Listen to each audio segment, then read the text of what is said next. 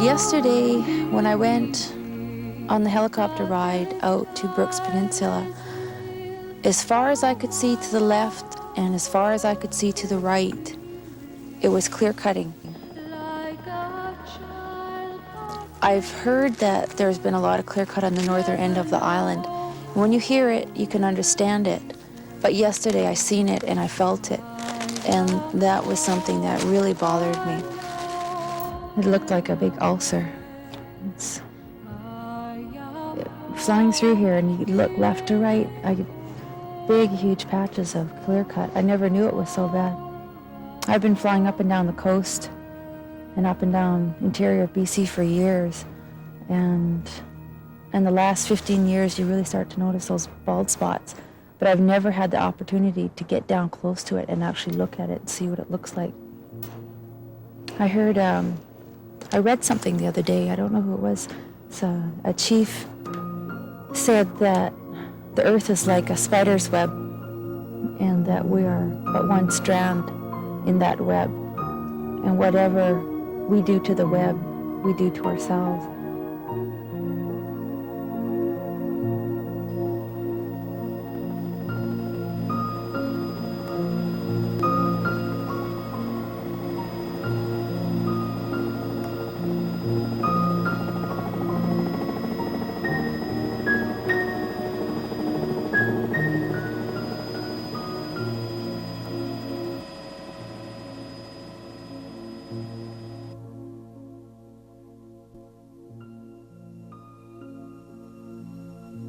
My name is Ralph Wallace, and I'm a fourth-generation logger. I've recently found out my great-grandfather was a hand logger in our area.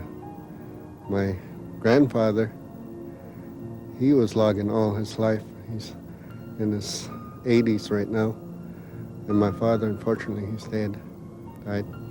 He was a logger. I'm a logger.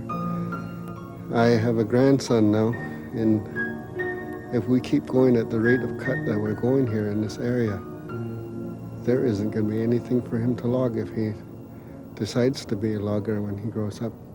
It's obvious to anybody that the practices that they're using isn't sustainable for this particular area. It might be sustainable for the whole Kinkom TSA. It looks good on paper,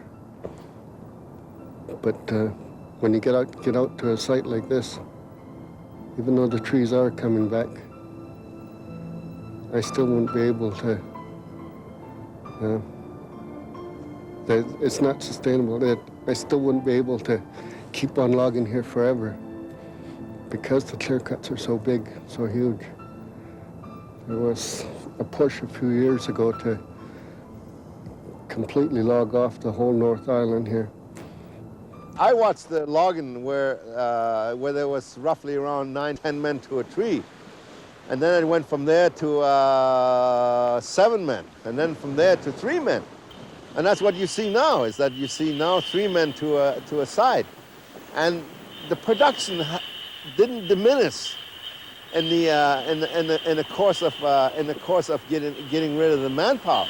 No, it increased, because the machinery is getting so sophisticated now and so fast that the logging is just moving ahead in such a devastating rate. So when we say 10 years, the reality is that the machinery probably is going to increase again, and that we might be only looking at 5 years. We might only be looking at the most maybe 6-7 years. And it's really sad, because I don't think, I've made this comment, and I've made this comment many, many times. The Indian doesn't look at the place as if it's his. We're caretakers. We are caretakers of his land. We hold it in trust for future generations. That is the Indian philosophy.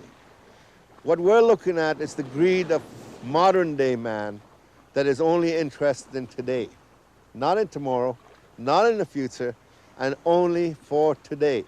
And that is what we're watching. We're watching this greed, like a lot of the people that are against the Indian trying to save something, or even environmentalists for that matter, don't realize that their jobs are being threatened by machinery, and that the money is only going out, mostly going out of the country. A lot of the companies don't know what's going on in this country because they don't care. They put their money in here so that they could get money out.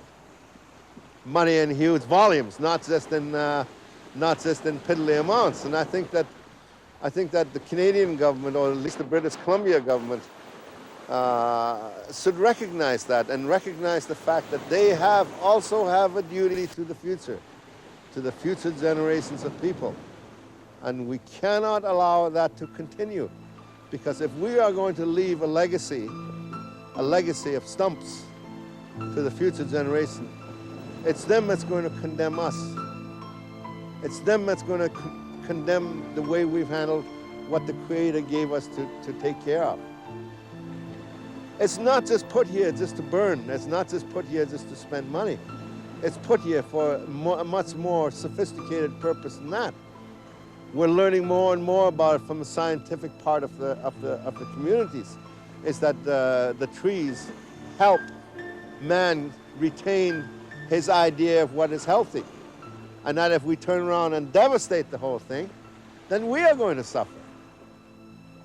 Everywhere is going to suffer. And it's now happening. And we're hearing stories of the devastation of the rainforests in South America. And the warnings that are given by the scientists of the world, we're not heeding them. We're not heeding them because money is the only driving factor. It's the only motivating force in how we look after our so-called legacy. And I think that if man, especially the non-Indian, does not realize that he has the duty to the generations of kids that are here, and the generations that's coming, and the generations after them, that we're all going to suffer. And once they're finished, could I say raping our land, they're gone, and we're still going to be here. We're still going to be here long after you've come and you've gone, long after everybody's come and gone.